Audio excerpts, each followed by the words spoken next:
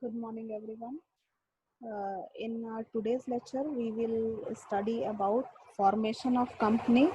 It is one of the important topic when it comes to legal aspect of business and the company law. So, if we talk about formation of a company, there are basically four stages involved. First stage is known as promotion stage, second stage is known as incorporation stage, third stage is known as raising of capital, and fourth stage is known as commencement of business. So let us take every stage one by one. So first we talk about promotion. So what is promotion? Promotion is very first stage in the formation of a company. In this stage, the idea of carrying business is conceived by a person or a group of person. They are called promoters of the company, who has created the idea of carrying out a business. So they need to make a detailed investigation about workability of idea, the amount of capital required, the operation expenses, and various things related to the company. Who will be the director of the company? What will be the structure of share of the company? So everything. So before a company has been formed, uh, uh, the promotion work should must always carry on there. So there must be some person who have an intention to form a company, who take necessary steps to carry that the intention into reality, I mean in the practice of operation. Such persons are called promoters, and the promoter is the person who brings the company into existence. So that is why this stage is called promotion. Second stage is known as uh, promotion. For the purpose of registration, incorporation need to be there.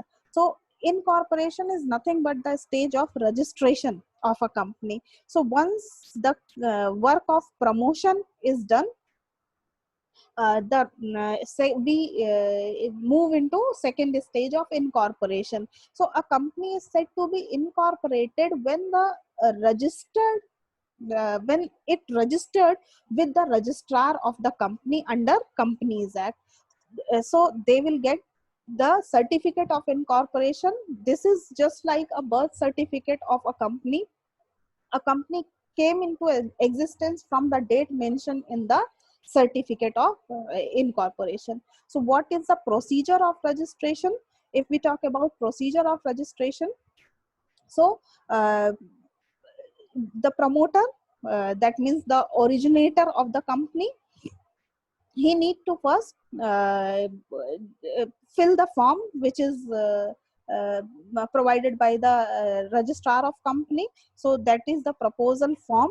So the company in which he need to mention that company will be registered as limited liability company, unlimited liability company, or the company limited by guarantee, or the company limited by guarantee and shares.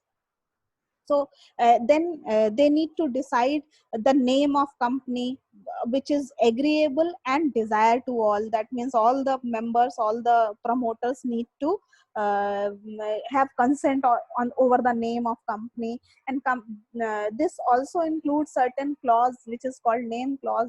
That means there are certain restrictions of using certain kind of name. You cannot use national or Indian or the Hindustan. These words you cannot use. You cannot copy some others names, company's name. So these are the clause on the basis of which you need to decide the name of the company. Then this application should be made to the registrar of the company. So the application should be attached with documents like memorandum of association, article of association, the statement of nominal capital, that means the initial capital, and the notice of address of registered office, of the company, the list of directors and their consent. So, and including that, there need to be a declaration made by the chartered accountant of that company, that all the documents attached are duly signed and the best of their knowledge. So when the, and these form need to be submitted to registrar of company. If the registrar is satisfied that all the requirements have been fulfilled, so he shall register the company and provide a certificate of incorporation. So this is the procedure of registration of company. In case of any change, you need to further notify that change to ROC, so that he can accordingly modify the your entry in register of companies, so that you will get the certificate of incorporation. So a certificate of incorporation is a conclusive proof that all the requirement the act has, you have compiled with. Company is duly registered, company came into existence with the date of date mentioned in the certificate. Then we move on to the third stage of uh, formation of company, that is known as the raising of capital. So after incorporation, a company has right to raise the capital by issuing shares. So a private company cannot issue share in public, because it is a limitation. You cannot transfer share in general public. There is a restriction on transfer. So a private company cannot issue shares to the public. But in case of public company, the copy of prospect is filed with the registrar and it will issue to the public. Those who are intended to purchasing the shares required to send their application and money to the company's banker, and they will get the papers of share.